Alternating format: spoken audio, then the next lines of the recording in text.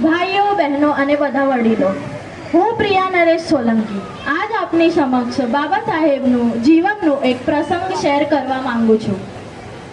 Baba Saheb Columbia યુનિવર્સિટીમાં ભણવાવાળા પહેલા ભારતથી આવેલા વિદ્યાર્થી હતા.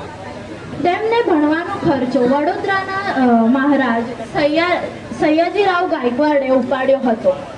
પણ વિદેશમાં એમની જિંદગી એટલી સરળ નહોતી.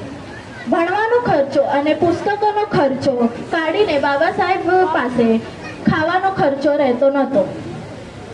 બાબા સાહેબ ઘણી વખત ભૂખ્યા જ રહેતા. બાબા સાહેબ કલાકો લાઇબ્રેરીમાં બેઠા પુસ્તકો વાંચતા. પણ એક દિવસ તેમના મિત્રએ આ કીધું કે આંબેડકર, તું એ સવારથી કાંઈ ખાધું નથી. તો આંબેડકર હસીને બોલ્યા કે અગર હું ખાવામાં સમય કાઢીશ તો હું બુક્સ ક્યારે વાંચીશ. આ બધું સાંભળીને એમનો દોસ્ત હેરાન થઈ ગયો અને બોલી પડ્યો કે ભૂખ્યો રહીને તું તારું પોતાનું નુકસાન કરે છે. તો બાબા સાહેબ બોલ્યા કે અગર હું આજે ભૂખ્યો રહીશ તો ફક્ત મારું પેટ ખાલી રહેશે, પણ અગર મેં ભણવાનું છોડ્યું તો મારા સમાજનું ભવિષ્ય હંમેશા માટે ખાલી રહી જશે.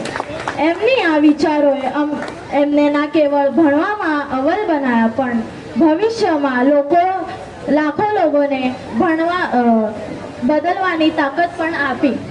જય ભીમ.